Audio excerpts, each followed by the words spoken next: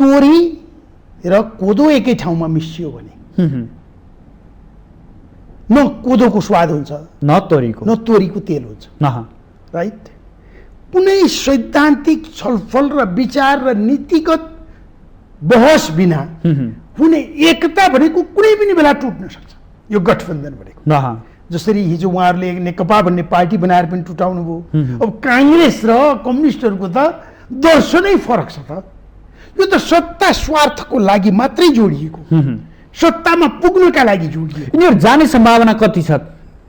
जाने सम्भावना मैले अहिले देख्दिनँ। सङ्घ र प्रदेशसम्म सँगै हिँड्ने सम्भावना काङ्ग्रेस र अहिलेको गठबन्धन सङ्घ र प्रदेशसम्म जान्छ नै, जान्छ जस्तो लाग्छ मलाई, जान्छ जस्तो लाग्छ। किन? स्वार्थ छ, किनभने सत्ताको स्वार्थ छ। नमिल्ने बित्तिकै सत्ता भइँदैन भन्ने डर छ। कहीँ नेपालका राजनीतिक दलहरू काङ्ग्रेसको पदाधिकारीमा कोही मान्छे पुगेपछि त्यो कुर्सीमा बस्ने बित्तिकै ऊ पनि पुरानो जस्तै बन्छ कि त्यो कुर्सीको कुनै त्यस्तो चुम्बकीय शक्ति छ कि नै भने त्यो डर पो मान्नु भएको छ यहाँले। होइन, त्यो डर होइन, शङ्का लाग्न थाल्यो। शङ्का लाग्न थाल्यो। हेर्नुहोस्, अधिवेशन भएको 2 महिनाभित्र विभिन्न विभागहरू बन्ने भन्थे, 2 महिना बितिसक्यो। हिजो 2 महिनामा भएन भनेर भन्ने साथीहरू आज जवाब दिने ठाउँमा हुनुहुन्छ, हिजो प्रश्न गर्ने ठाउँमा हुनुहुन्थ्यो। आज हामी प्रश्न गर्ने ठाउँमा छौँ। त्यही भएर नेपाली कङ्ग्रेस पार्टीलाई जीवन्त राख्नको लागि तत्काल नीतिगत अधिवेशनमा कङ्ग्रेस जानपर्छ।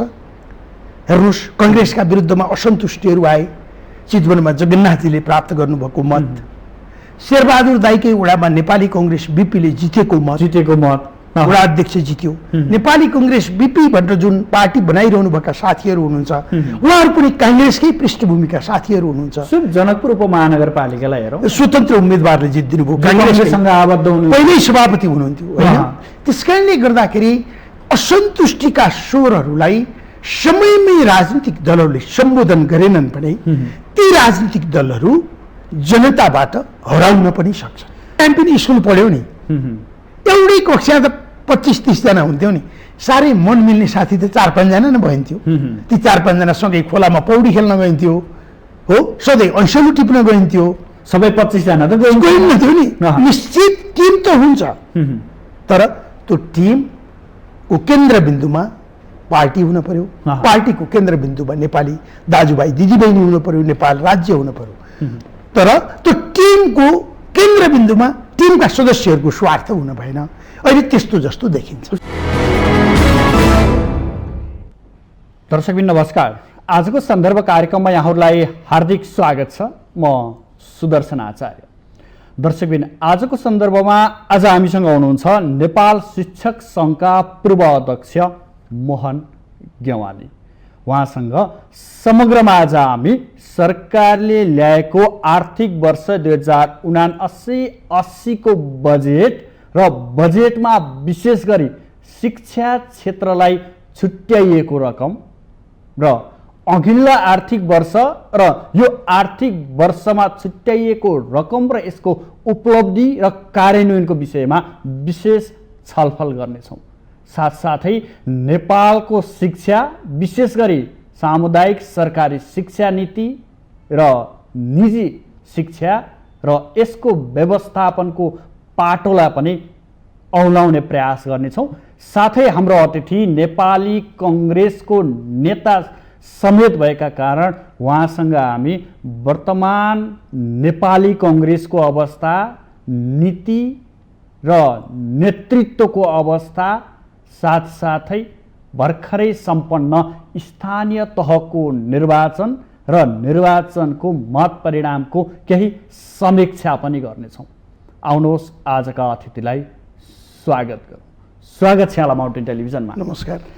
अब सुरुमा बजेटकै कुरा गरौँ। यहाँ शिक्षासँग सम्बन्धित व्यक्ति रहेको कारण अहिलेको आर्थिक वर्षमा शिक्षालाई जसरी बजेट छुट्याइएको छ 1,96,38,00,00,000 रुपियाँ विनियोजित गरिएको छ, साँच्चै यो शिक्षा क्षेत्रलाई पुग्ने बजेट हो? पूर्ण बजेट हुन्छ यो? मूलत अहिले हजुरले भन्नुभएको कुरा कहाँनिर हो भने हामीले 46 सालमा मुलुकमा प्रजातन्त्रको पुनर्स्थापना गरिसकेपछि जसरी शिक्षाको क्षेत्रमा मुलुकका राजनीतिक दलहरूले मुलुकले गम्भीरतापूर्वक लिएर जाला भन्ने सोचेका थियौँ र सुरुको केही समय लियो पनि। एकैचोटि 46-47 को 48 मा पहिलो निर्वाचित सरकारको समयमा एकैचोटि 8-10 हजार स्कुलहरू स्वीकृत भए, प्रस्तावित हाई स्कुलहरू। एकैचोटि थुप्रो शिक्षकहरूको दरबन्दी पनि दिइयो। सामुदायिक विद्यालयहरूलाई स्तरोन्नति गर्नका लागि थुप्रै कार्यक्रमहरू आए र मुलुकमा एउटा मात्र युनिभर्सिटी थियो, थुप्रै युनिभर्सिटीहरू खुले। एउटा मात्र मेडिकल कलेज थियो, थुप्रै मेडिकल कलेजहरू खुले। अब त मुलुकको अनुहार शिक्षाले फेर्छ भनेर हामी अलिकति आशावादी भएका थियौँ। 48 को 48 देखि 51 सम्मको सरकारले। तर पछिल्ला दिनहरूमा जब हामी हेर्दै आएका छौँ, मुलुकमा ठुलो राजनीतिक परिवर्तन भएर हामी गणतन्त्रमा आइसक्यौँ, नयाँ संविधान ल्याइसक्यौँ, समाजवाद उन्मुख भनेर संविधानमा लेखेका छौँ, कहीँ नभएको नौटङ्की हो। कुनै पनि डेमोक्रेटिक मुलुकहरूले आफ्नो कन्स्टिट्युसनमा हामी समाजवाद उन्मुख छन् भनेर लेख्दैनन्। त्यो कम्युनिस्ट कन्ट्रीले मात्रै लेख्ने कुरा हो। तर हामीले यहाँ काङ्ग्रेस कम्युनिस्ट मिलेर बनायौँ, सम्झौताको दस्तावेज भयो, लेख्यौँ। र हामीले यो संविधान आइसकेपछि सबै राजनीतिक दलहरूले के नारा लगायौँ, अब मुलुक समृद्ध हुन्छ भनेर भन्यौँ। मुलुकको समृद्धिको ढोका खोल्ने प्रमुख कुरा के हो भन्ने कुरा हाम्रा राजनीतिक दलका नेताहरूलाई हामीले बुझाउन सकेनौँ। हामीले जथाभावी बाटो लाने, बाटोले पहिरो निम्त्याउने मात्रै विकास हो कि भन्दाखेरि मुलुकको समृद्धिको निर्माण गर्ने हो भन्ने हो भने धेरै टाढा जान पर्दैन। हाम्रो नजिकको सिङ्गापुर, ली कुआन यूले के भन्नुभयोदेखि हाम्रो सरकारको सिङ्गापुर विकासको पहिलो आधार, दोस्रो आधार, तेस्रो आधार एजुकेसन हो भन्दैनौँ। इङ्ल्यान्डमा पनि पहिलो आधार, दोस्रो आधार, तेस्रो आधार शिक्षा हो भनियो। अहिले हामीले जति पनि स्क्यान्डिनेभियन कन्ट्रीहरूको जुन प्रगति देखेका छौँ त्यो सबै शिक्षाले गर्दा भयो। त्यही भएर हामी के भन्ने पक्षमा हौँ भने हामी मात्रै होइन, एजुकेसन इन्टरनेसनलसँग पनि म सम्बन्ध भएर काम गरेँ। हामीले के भन्छौँ भने बजेटको 25% मिनिमम एजुकेसनमा छुट्याइनुपर्छ भनेर भन्छौँ। ल, नेपालको सन्दर्भमा स्वास्थ्य प्रायोरिटी होला, नेपालको सम्बन्धमा सिटामोल प्रायोरिटी होला, सुत्केरीहरूको अवस्था प्रायोरिटी हो भने पनि कम्तीमा 20% बजेट छुट्याउ, बल्ल मुलुकको समृद्धिको ढोका खोलिन्छ भनेर भनेको। यसपालि मैले बजेट हेरेँ, बजेट हेरेपछि यति निराश भएँ म। 10.11% पनि छैन, 10.97%। जबकि यहाँले भन्नुहुन्छ 20 देखि 25% आवश्यक पर्छ। मिनिमम आवश्यकता हो त्यो, मिनिमम आवश्यकता हो। किन भन्नुहुन्छ भने शिक्षाले नै मानिसहरूलाई उसको क्षमता प्रस्फुटन गराउने हो। सबै मान्छेसँग एउटै क्षमता हुँदैन, त्यसलाई त्यस्तो किसिमको वातावरण शिक्षाले निर्माण गर्ने हो। त्यही भएर मलाई भन्नुहुन्छ भने नेपालका राजनीतिक दलका अहिले भएका शिक्षा मन्त्रीहरूले शिक्षाको महत्त्व बुझेकै छैनन्। शिक्षाको महत्त्व किन बुझेनन् भनेर भन्दाखेरि अर्को कुरो मैले धेरैचोटि भन्ने गरेको छु, आज पनि भन्छु तपाईँसँग। मलाई सोध्नुहुन्छ भने त राजनीतिक दलका नेताहरूमाथि मलाई शङ्का लाग्छ। राम्रो शिक्षा दियो भने त सबै मान्छेहरू यिनका झोले कार्यकर्ता त हुँदैनन्। यिनले भनेका अर्थहीन जुलुसहरूमा ढुङ्गामुढा गर्न त जाँदैनन्, आफ्नो आफ्नो सिपको काम गर्छन्। अनि भर्खर तपाईँले मलाई एउटा इन्ट्रेस्टिङ कुरा सुनाउनु भएको छ। म जस्तो डेमोक्रेट मान्छे गएको इलेक्सनमा मत हाल्न गइनँ। तपाईँ बेरोजगार भएको भए त पक्कै जानुहुन्थ्यो नि। तर तपाईँ कामले, फुर्सदले, तपाईँको सिपले, तपाईँ आफ्नो काममा एकदमै व्यस्त हुनुभयो, त्यस कारणले जानु भएन। हो, चुनावका बेला जालान्, तर ऐपछि त जान्नन् नि। त्यही भएर राजनीतिक दलहरू नै राम्रो शिक्षा दिन चाहन्नन्। राम्रो शिक्षा दियो भने अर्थहीन जुलुस र यिनका पछि लाग्दैनन्, कोही लाग्दैनन्। त्यस कारणले यिनीहरूले राम्रो शिक्षा दिने पक्षमा होइनन् भन्ने शङ्का गर्ने प्रशस्त ठाउँ अहिलेको बजेटले पनि दिएको छ। त्यही भएर म त के भन्छु भने यस्तो बजेट, अब पछिल्लोचोटि अहिलेको बजेटको बारेमा मलाई भन्नुहुन्छ भने मलाई त के लागेको थियो भने म नेपाली कङ्ग्रेसको शुभेच्छुक पनि हुँ। नेपाली कङ्ग्रेसलाई मैले माया पनि मान्छु। कमसेकम नेपाली कांग्रेस समाहित भएको बजेटले अशक्त असहाय वृद्ध भत्ताहरू जो गरिबहरू छन् ती वृद्धहरूलाई स्वास्थ्य उपचार फ्री गरिदिन्छु भनेर सामाजिक सुरक्षाको लक्ष्य ल्याउला भनेको कम्युनिस्टहरूको लहलहीमा लागेर भत्ता बाँड्ने, उमेर घटाएर भत्ता बाँड्ने जसलाई जरुरी छ छैन त्यो पनि नहेर्ने। कतिपय मान्छेहरूले त अपमान महसुस गर्छन् होला नि जो आर्थिक रूपमा समृद्ध छन्। त्यही भएर यो बजेटले म कति पनि आशावादी छैन यसले सार्वजनिक शिक्षालाई हाम्रो लक्ष्य अनुसार अगाडि बढाउनु। अब त्यसभित्रको कुराकानी गरौँ। हजुर, शिक्षा क्षेत्रमा छुट्याइएको बजेट भित्रका विभिन्न पाटोहरू छन्, आयामहरू छन्। ती आयामहरू सन्तुष्ट गर्ने ठाउँहरू छन् त्यसमा? शिक्षा रोजगार गर्दै भनिएको छ, राष्ट्रपतिसँग पनि जोडिएको छ शिक्षालाई।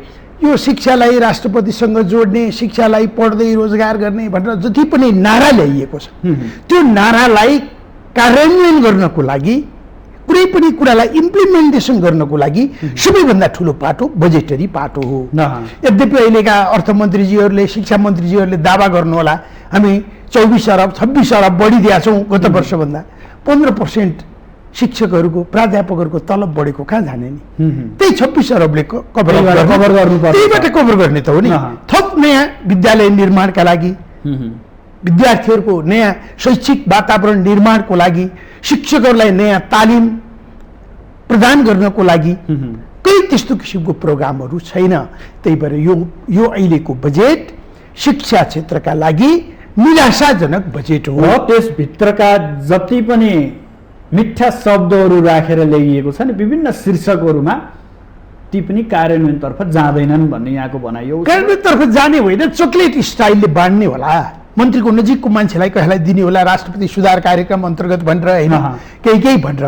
तर समग्र मुलुकलाई जुरुप्प उठाउने शिक्षा, मुलुकलाई समृद्धितर्फ लाने शिक्षाको मूल ढोका यो बजेटले खोल्न सक्दैन।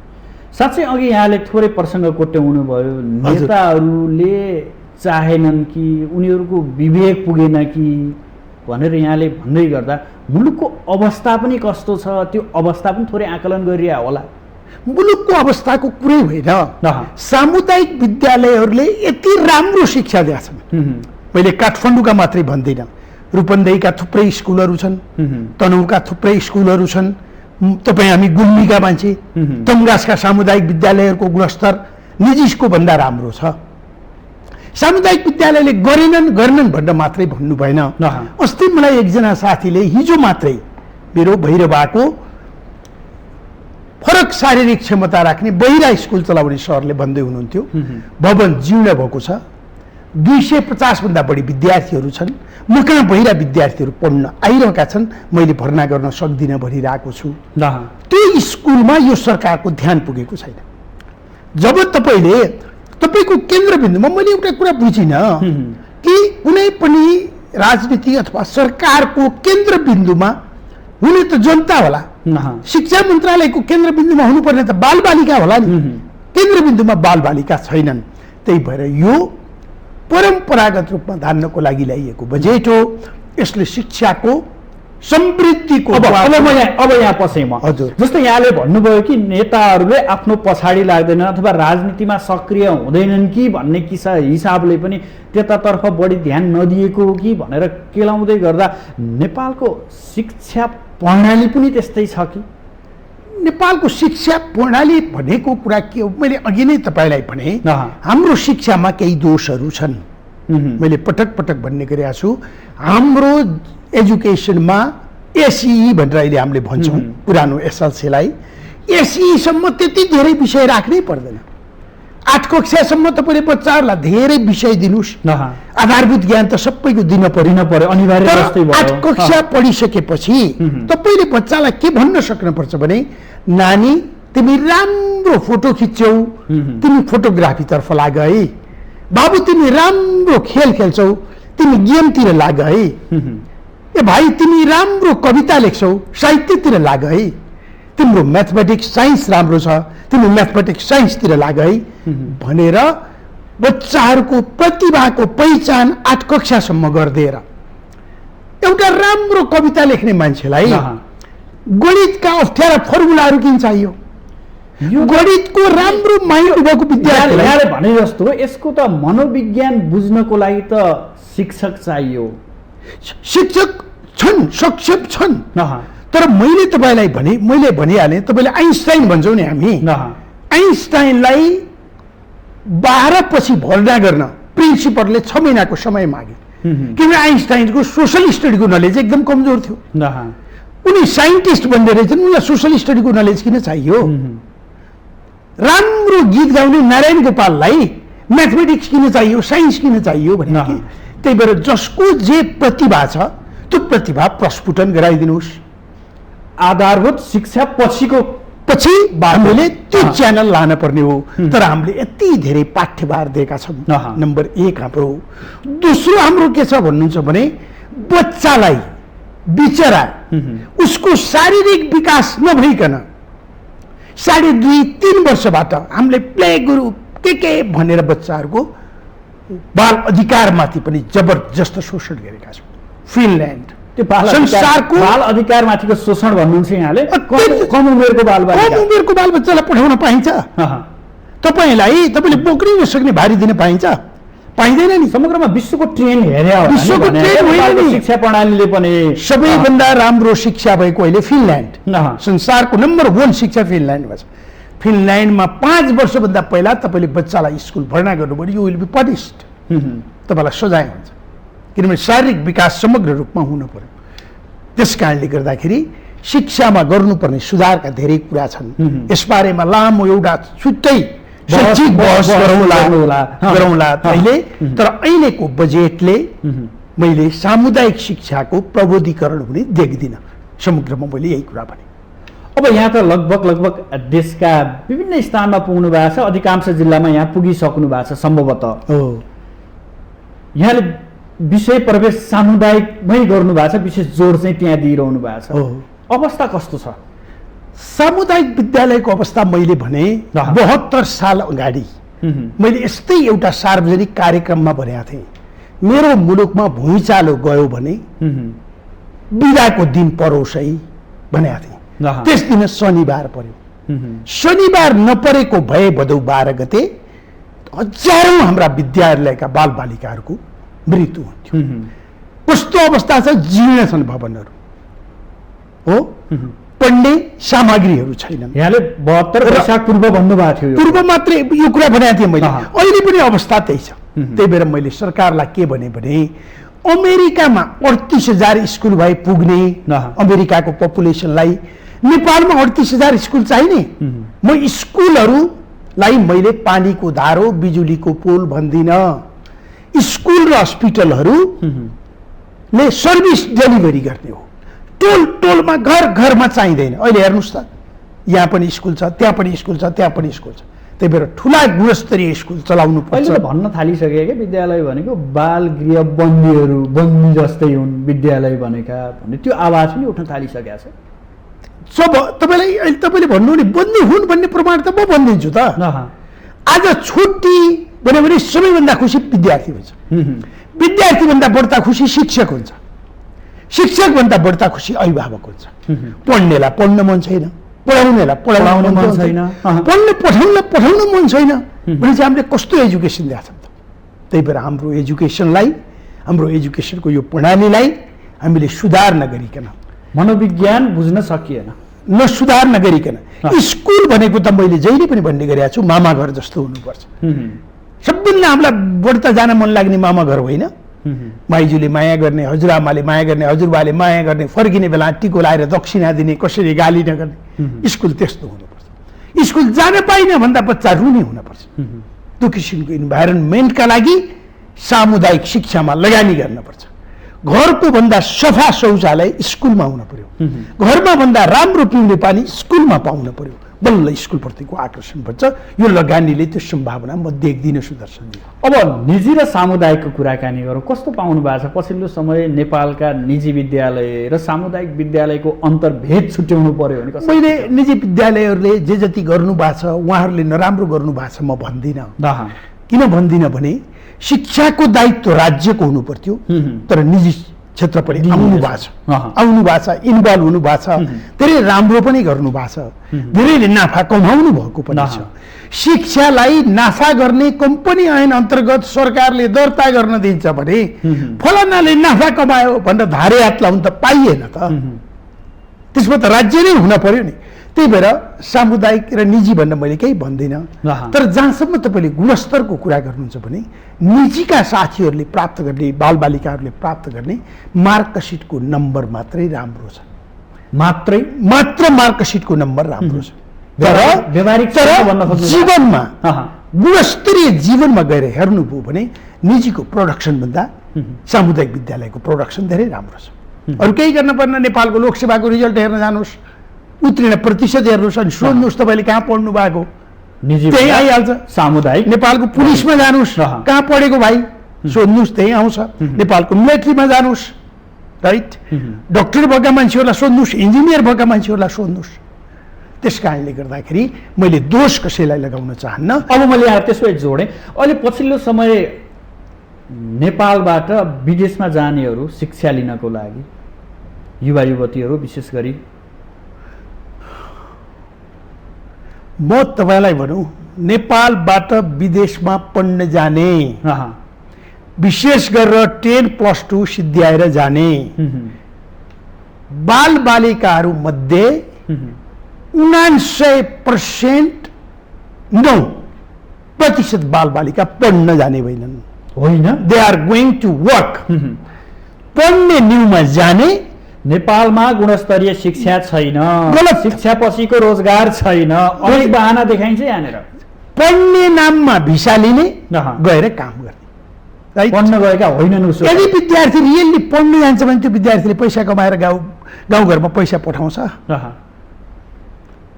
भन्नुहोस् त त्यही भएर 1% विद्यार्थीहरू 0.1% विद्यार्थीहरू राम्रो गरेका पनि छन् तिनीहरू स्कलरसिप पाएर गएका छन् त्यहाँ गएर पनि युनिभर्सिटी टपेका छन् गोल्ड मेडलिस्ट भएका छन् त्यो त छ तर यहाँबाट पढ्न भएर गएको अधिकांश म संसारको धेरै ठाउँमा पनि पुगेको छु मैले विद्यार्थीहरूलाई भेटेको छु तिनीहरूको वास्तविक जीवन अत्यन्त कठिन छ त्यहाँ विदेशमा तर सजिलै भनिदिन्छन् क्या नेपालमा त्यो अनुरूपको शिक्षा प्रणाली भएन त्यसकारण हामी जान बाध्य भयौँ भन्ने आवाजहरू बाध्य भयौँ होइन काम गर्ने वर्क परमिट पाइँदैन त्यो पढेकोले विद्यार्थी भएपछि भिसा पाइयो जान सजिलो भयो यही हो कुरा मात्र त्यही हो अब अन्तमा यो विषय टुङ्ग्याउँला शैक्षिक क्षेत्र सुधारको लागि राज्यको तहबाट तपाईँहरू जस्ता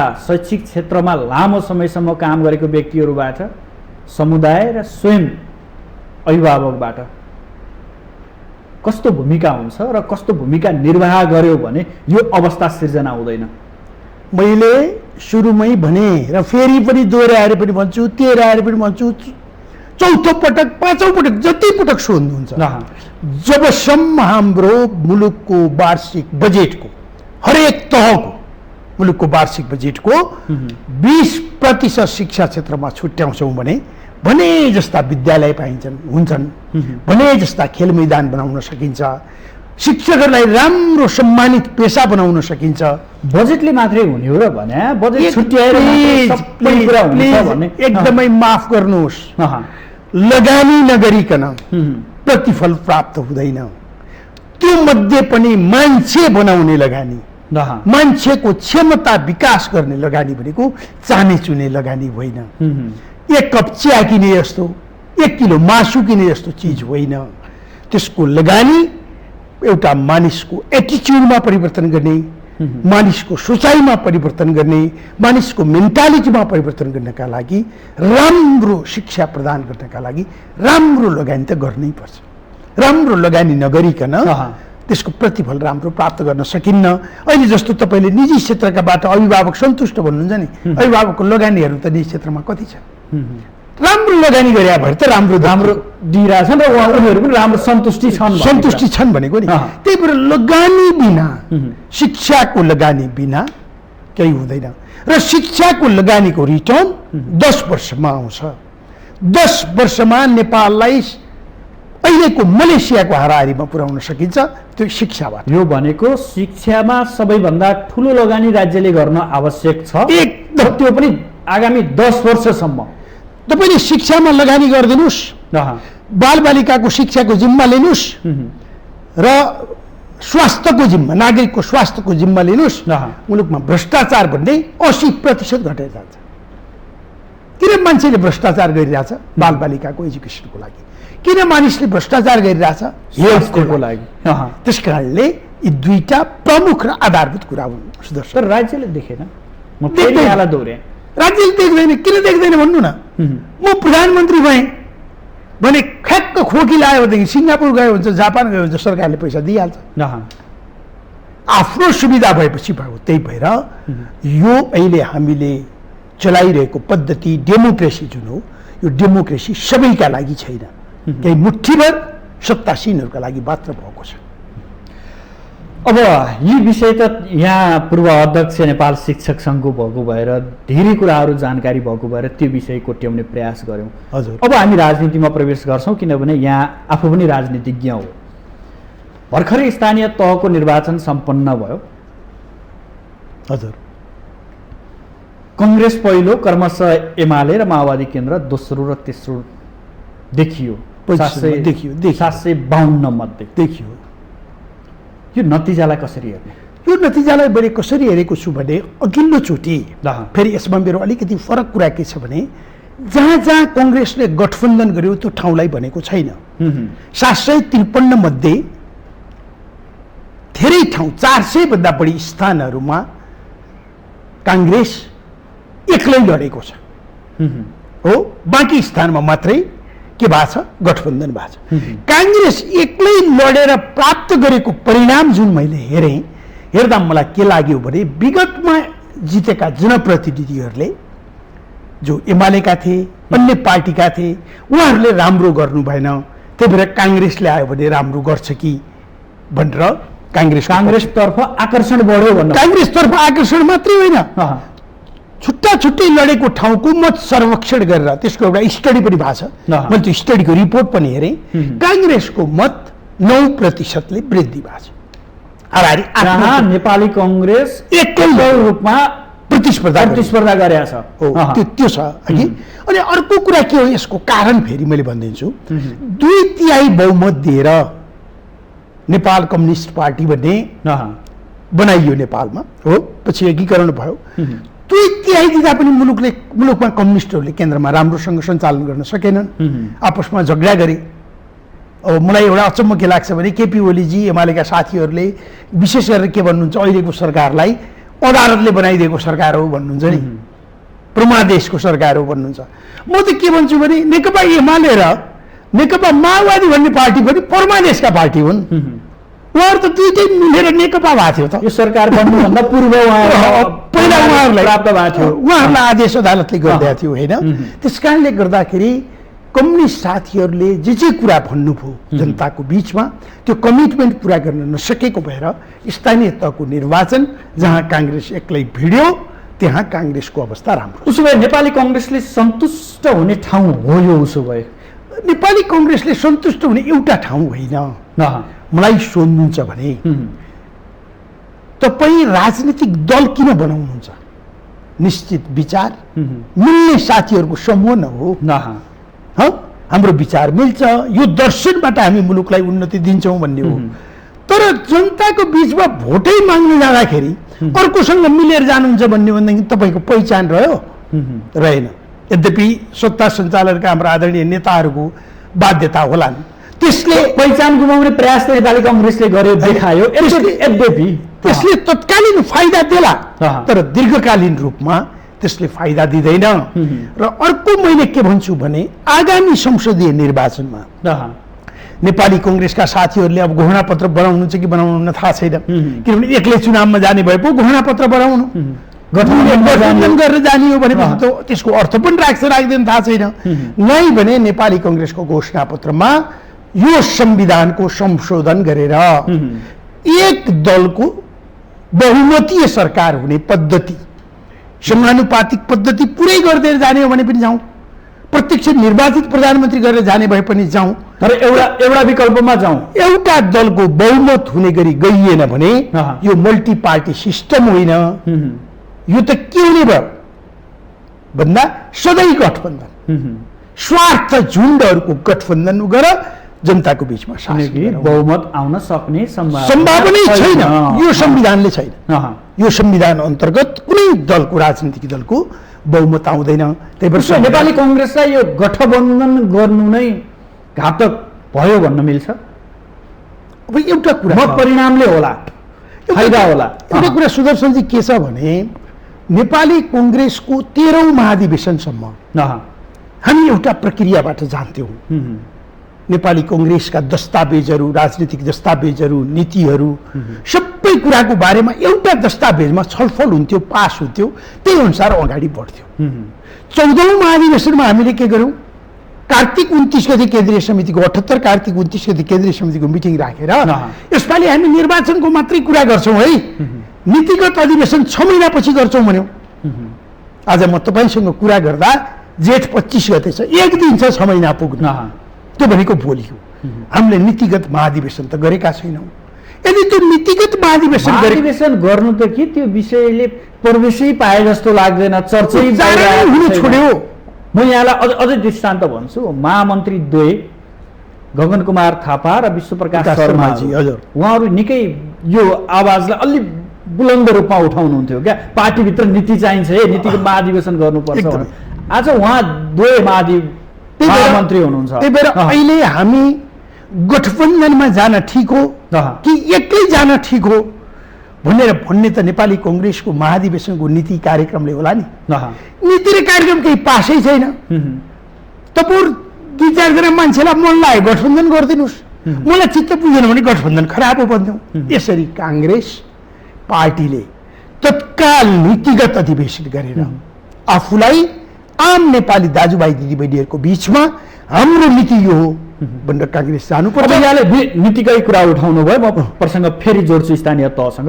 यो नीतिगत महाधिवेशन गर्न किन नसक्या काङ्ग्रेस? किन यो नेतृत्व डराइरहेछ अथवा नेतृत्व डराइरहेको होइन।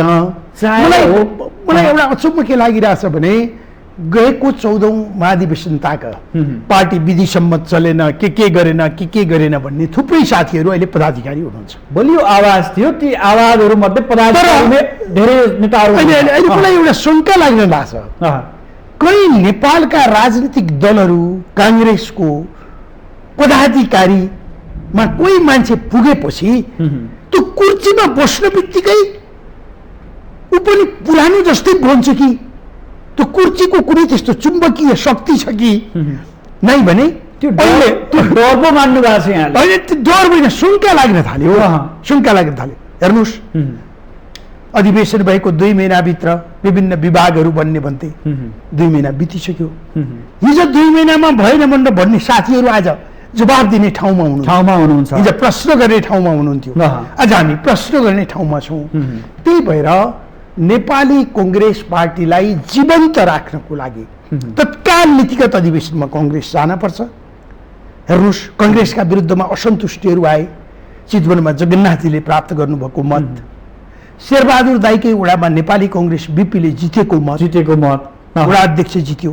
नेपाली कङ्ग्रेस बिपी भनेर जुन पार्टी बनाइरहनु भएका साथीहरू हुनुहुन्छ उहाँहरू पनि काङ्ग्रेसकै पृष्ठभूमिका साथीहरू हुनुहुन्छ। जनकपुर उपमहानगरपालिकालाई हेरौँ, स्वतन्त्र उम्मेदवारले जित्दिनु भयो, काङ्ग्रेससँग आबद्ध हुनु, पहिल्यै सभापति हुनुहुन्थ्यो होइन। त्यसकारणले गर्दाखेरि असन्तुष्टिका स्वरहरूलाई समयमै राजनीतिक दलहरूले सम्बोधन गरेनन् भने ती राजनीतिक दलहरू जनताबाट हराउन पनि सक्छन्। नीतिगत जान चाहिँ कसले चाहेको छैन, यहाँले जान नचाहेको होइन, अल्मलिएको। कस्तो कुरा गर्नु छ भने कि नीतिगत महाधिवेशनमा जान पर्यो भने त मिटिङ गरेको नेताहरू नै अल्मलिया छ, नीतिगत गर्नुपर्छ भन्ने कुरामा अल्मल हुन्छ र भने नीतिगत महाधिवेशनमा गएपछि त केही डकुमेन्ट तयार गर्न पर्यो। 6 महिना स्पष्ट उल्लेख गर्नु भएको छ त होइन। अनि अधिवेशन गर्छु भनेपछि 2-4 घन्टा इङ्गेज हुन पर्यो, केही लेख्न पर्यो, कहिले कुरा गर्छ आलोचना गर्ला सुन्न पर्यो। त्यो गर्न भन्दा त्यो यसै चल्या, त्यो फुर्सद तपाईँ नेपाली कङ्ग्रेसका नेताहरूलाई छैन पटक्कै। नभएर त होला, त्यही त भन्नु परेन, हामीले त्यो भन्नु परेन। मैले त कङ्ग्रेसलाई कता लाँदै हुनुहुन्छ भने कुन बाटो लाँदै हुनुहुन्छ तपाईले? हो, अहिले तपाईले भन्न खोजेकै कुरा के हो भने नेपाली कङ्ग्रेससँग मलाई के शङ्का लागिरहेछ भने नेपाली कङ्ग्रेससँग प्रश्न गर्ने कार्यकर्ताहरू, प्रश्न सोध्ने मान्छेहरूको कमी भयो। नेपाली कङ्ग्रेस भन्ने पार्टीमा नेता र कार्यकर्ता व्यक्तिहरू कमी भए। नेपाली कङ्ग्रेस पार्टी नेता र कार्यकर्ताको पार्टी म मान्दिनँ।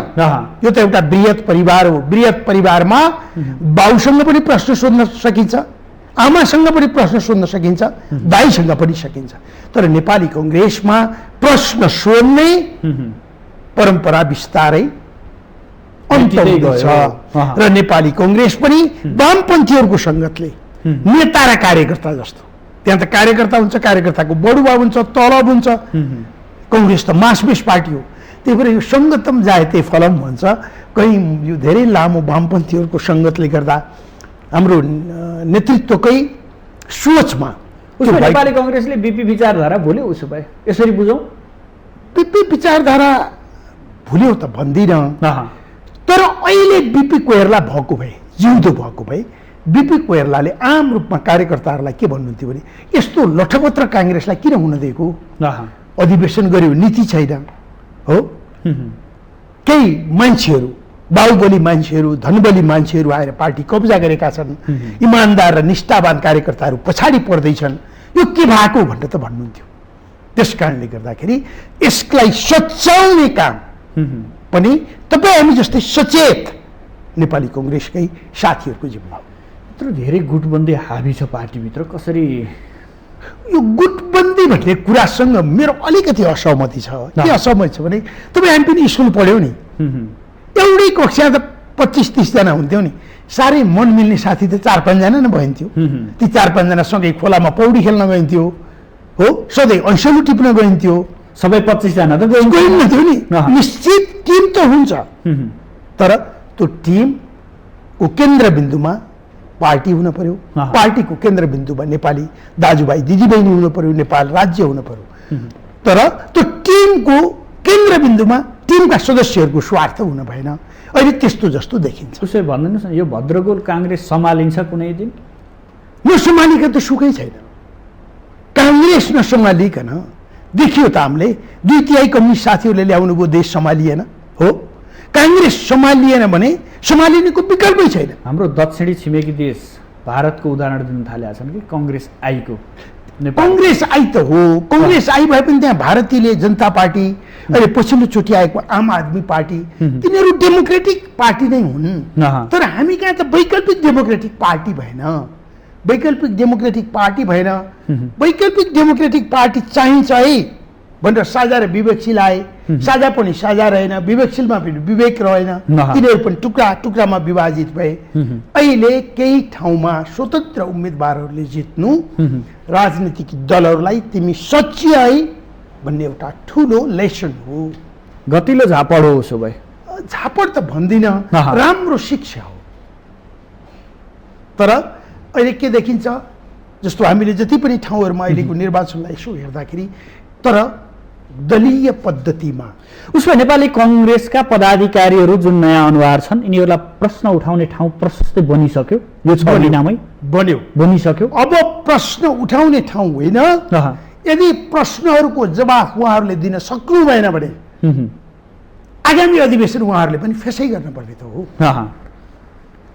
मलाई धेरै हामीले युवा भएन भन्यौँ, अहिले जति युवा कहिले थिए हेर्नुहोस् त, काङ्ग्रेसमा सबै युवाहरू हुनुहुन्छ।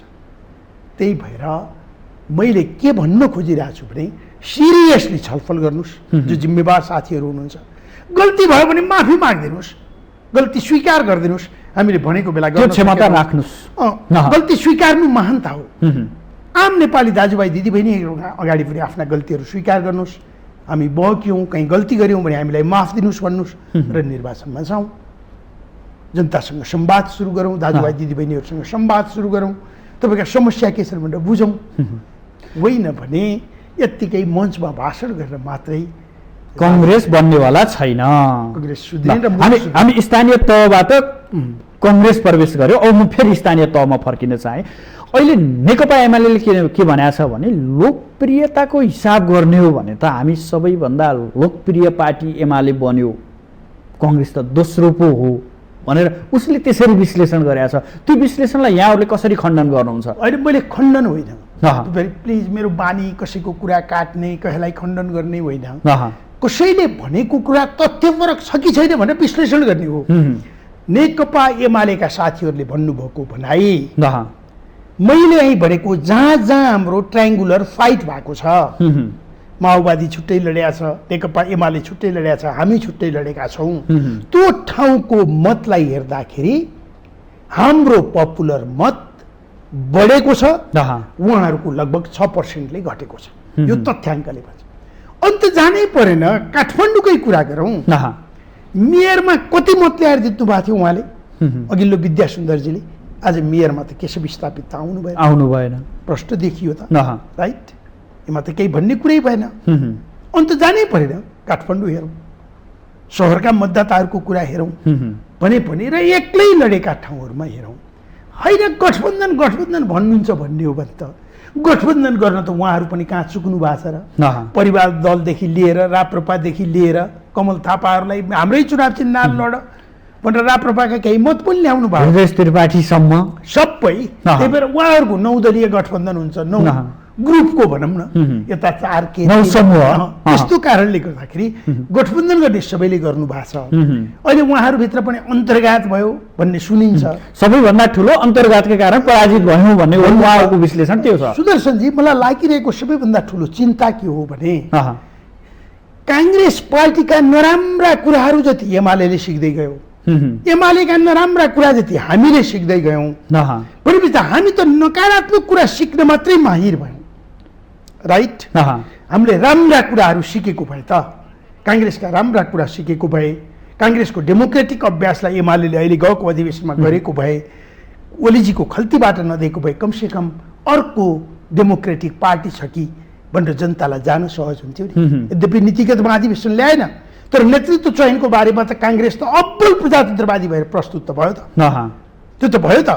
त्यो कुरा त उहाँहरूले हामीलाई भन्न सक्नुहुन्न नि। त्यही भएर यहाँ वैकल्पिक डेमोक्रेटिक फोर्स छैन।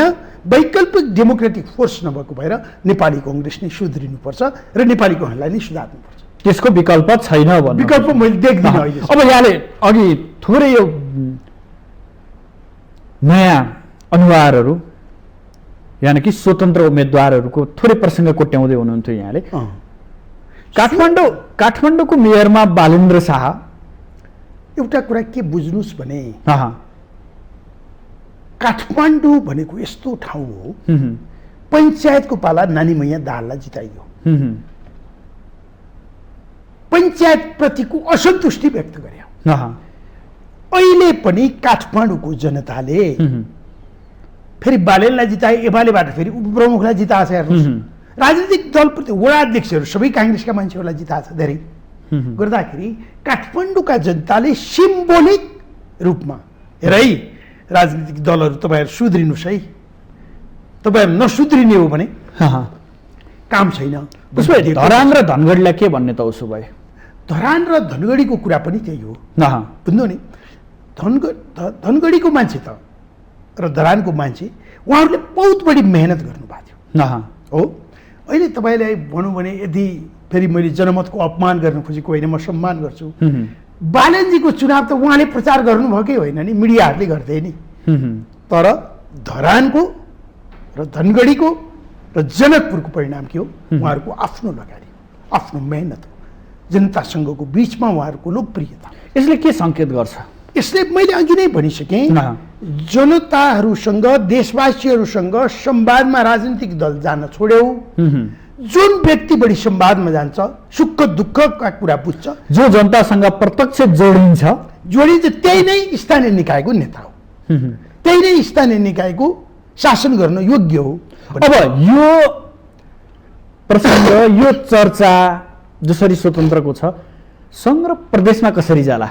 म यसरी जोड्न खोजेँ यहाँलाई। अब एउटा कुरा कस्तो हुन्छ भन्नुहुन्छ भने, यही रूपमा सङ्घ र प्रदेशमा गयो भने त मुलुकको राजनीति ध्वस्त हुन्छ। किन यही ट्रेन सङ्घ र प्रदेशमा जान लाग्यो गयो भने त किन यो मुलुकको राजनीतिक सिस्टमै ध्वस्त हुन्छ भने तपाईँले गाउँपालिकाको अध्यक्षलाई नगरपालिकाको मेयरलाई अविश्वासको प्रस्ताव ल्याउन पाइँदैन। प्रतिनिधिहरूले भोट हाल्ने होइन, डाइरेक्ट इलेक्टेड हो। तर तपाईँको प्रदेश सरकार त्यही एउटा हाम्रो उसलाई देख्नु भएन, मनाङ्गे राजीव गुरुङ, दीपक मनाङ्गे होइन, दीपक मनाङ्गेजी एक्लै स्वतन्त्र जित्नु भएको, उहाँका कारणले गर्दा एउटा सरकार पल्टिने, अर्को सरकार बन्ने अवस्था भयो। यदि प्रदेश र सङ्घमा स्वतन्त्र धेरै जिते भने त, यद्यपि 2 वर्षभन्दा पहिला संविधानमा फेर्न पाइन्न भनेको छौँ हामीले, तर राजनीतिक अस्थिरता, ट्र्याक बिग्रिन्छ राजनीतिको, नम्बर 1। नम्बर 2, यी भनेको नीति निर्णयहरू कार्यान्वयन गर्ने थलो हो स्थानीय निकाय। प्रदेश र सङ्घ भनेका नीति निर्माण गर्ने ठाउँ हुन्। नीति निर्माण गर्ने ठाउँहरूमा दलहरूको उपस्थिति यो आकर्षण देखियो भने यसो नहोला पनि त भन्न सकिन्न नि। तर मैले त्यो भइहाल्ने चाहिँ देख्दिनँ, त्यो देखिँदैन, मैले चाहिँ देख्दिनँ। त्यो देख्यो भने त हामी, यदि त्यो भयो भने तत्काल हामी संविधान संशोधन गर्न, अघि मैले भने प्रत्यक्ष निर्वाचित प्रधानमन्त्रीबाट पिपुलको बिचमा जानै पर्छ। नै भने त्यो बाहेक अरू विकल्प रहँदैन, राजनीतिक दललाई अरू विकल्प रहँदैन। र आज म तपाईँलाई खुलासा गरेर भनिदिन्छु, प्रत्यक्ष निर्वाचित प्रधानमन्त्री हुनुपर्छ भनेर पहिलो राजनीतिक दस्तावेज नेपाल शिक्षक सङ्घको तत्कालीन अध्यक्ष केशव प्रसाद भट्टराई हुँदा पहिला उहाँले तयार गर्नुभएको नेपाल शिक्षक सङ्घले बनाएको डकुमेन्ट हो। प्रत्यक्ष निर्वाचित प्रधानमन्त्री हुनुपर्छ र बल्ल मुलुकमा अविश्वास आउने, मध्यावधि हुने, यी दुनियाँ भारबाट मुक्त पाइन्छ। अब हामी अन्ततिर पनि छौँ। सङ्घ र प्रदेशको निर्वाचन सम्भवतः मक्सिर या फागुनसम्मका कुराकानी पनि उठिरहेका छन्। होइन, मङ्सिरमै हुन्छ। एकातर्फ अहिलेका यी गठबन्धनका दलहरू अझै पनि हामी तालमेल गरेर जान्छौँ है भन्ने कुरा पनि छ। बीचबीचमा माओवादी केन्द्र र लोकतान्त्रिक समाजवादी का अध्यक्षद्वयले प्रधानमन्त्रीको अफरै आयो भन्ने चर्चा पनि गर्नुहुन्छ बालकोट तर्फबाट। जालान यिनीहरू सँगै जाने सम्भावना कति छ अथवा छुट्टा छुट्टै जाने सम्भावना कति छ? साथसाथै नेपाली कङ्ग्रेसलाई सँगै गयो भने फाइदा अथवा सिङ्गल गयो भने फाइदा? छोटोमा मलाई तपाईँले भन्नुभयो भने मेरो एउटा कुरा के भन्छु भने, मैले त्यति बेलै नेकपा एमाले र माओवादी मिल्दा नेकपा बन्दा भनेको थिएँ, तोरी र कोदो एकै ठाउँमा मिसियो भने न कोदोको स्वाद हुन्छ, न तोरीको तेल हुन्छ। राइट? कुनै सैद्धान्तिक छलफल र विचार र नीतिगत बहस बिना हुने एकता भनेको कुनै पनि बेला टुट्न सक्छ। यो गठबन्धन भनेको जसरी हिजो उहाँहरूले नेकपा भन्ने पार्टी बनाएर पनि टुटाउनु भयो। अब काङ्ग्रेस र कम्युनिस्टहरूको त दर्शनै फरक छ त। यो त सत्ता स्वार्थको लागि मात्रै जोडिएको, सत्तामा पुग्नका लागि जोडिएको। यिनीहरू जाने सम्भावना कति छ? जाने सम्भावना मैले अहिले देख्दिनँ। सङ्घ र प्रदेशसम्म सँगै हिँड्ने सम्भावना काङ्ग्रेस र अहिलेको गठबन्धन सङ्घ र प्रदेशसम्म जान्छ जस्तो लाग्छ मलाई। जान्छ जस्तो लाग्छ। किन? स्वार्थ छ। किनभने सत्ताको स्वार्थ छ। नमिल्ने बित्तिकै सत्ता भइँदैन भन्ने डर छ। तर राजनीतिको सबैभन्दा मूल चुरो के हुनु पर्थ्यो? राजनीति सत्ता होइन, सिस्टम हो भन्नु, पद्धति हो। सत्ता त जसको भए पनि। नेपाली कङ्ग्रेसलाई घाटा या नाफा? मैले यहाँ कङ्ग्रेससँग आबद्ध व्यक्ति भएको नाताले मैले भने इमिडिएट त काङ्ग्रेसलाई फाइदा भयो जस्तो पुग्ला। तत्काल छेडिक न्यानो होला, तर दीर्घकालीन रूपमा यसले काङ्ग्रेसलाई। प्रचण्ड र माधव कुमार नेपालको प्रधानमन्त्रीको अफरको विषय के हुन सक्छ? एक शब्द। प्रचण्ड र माधव नेपाललाई प्रधानमन्त्री बनिदिए भने केपी ओलीजीले त भन्यो होला भन्ने लाग्दैन। उहाँ पछिका दोस्रो तहका साथीहरू वरिपरिकाले भन्यो होला भन्ने, दोस्रो तहका साथीहरू जसलाई माओवादीसँग एमाले माओवादी मिल्ने, समाजवादी मिल्ने हो भने हामी धेरै सांसद हुन्थ्यौँ, हामी धेरै मन्त्री। उहाँ त्यहाँ पनि सत्ताको स्वार्थ। हस्, आइदिनु भयो, आफ्नो महत्त्वपूर्ण समय र महत्त्वपूर्ण विचार अभिव्यक्त गरिदिनु भयो। यहाँलाई विशेष आभार। एकदमै धन्यवाद तपाईँ र तपाईँको टेलिभिजन परिवारलाई। हस्, नमस्कार। दर्शकबिन, उहाँ हुनुहुन्थ्यो पूर्व अध्यक्ष नेपाल शिक्षक सङ्घका पूर्व अध्यक्ष मोहन गेवाली। साथसाथै उहाँ नेपाली कङ्ग्रेसको नेता पनि हुनुहुन्थ्यो। उहाँसँग समग्रमा अहिलेको बजेटमा शिक्षा क्षेत्र र शिक्षा क्षेत्रभित्रका व्यतिथि र शिक्षा क्षेत्रलाई सुधार गर्नको लागि अपनाउन सकिने रणनीतिका विषयमा चर्चा गऱ्यौँ। साथसाथै स्थानीय तहको निर्वाचनको मतपरिणाम र नेपाली कङ्ग्रेसभित्र देखिएको अन्तर्विरोध र नेपाली कङ्ग्रेसभित्र देखिएका विविध कमजोरीहरूलाई पनि केलाउने प्रयास गऱ्यौँ। भोलि फरक विषयवस्तु र फरक अतिथिका साथ उपस्थित हुनेछु। आजलाई भने बिदा दिनुहोस्। नमस्कार।